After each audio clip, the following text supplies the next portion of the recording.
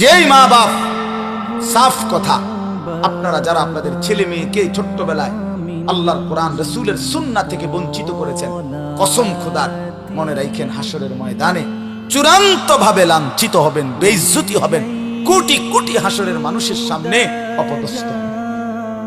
কার হাতে? কার হাতে লাঞ্ছিত হবেন? আপনার ছেলেটার হাতে, আপনার মেয়েটার হাতে, অন্য কারো বেড়াইতে রাতে না, আমনের ফুতের হাতে। আমনের ফুত, আমনের জি, যাকে আপনি দিন শিখান নাই, নামাজ শিখান নাই, বঞ্চিত করেছেন কোরআন সুন্নাহ থেকে, সে সেদিন আল্লাহর কাছে বলবে, আল্লাহ আজ আমি মা বাপকে বেইজ্জতি করেছি,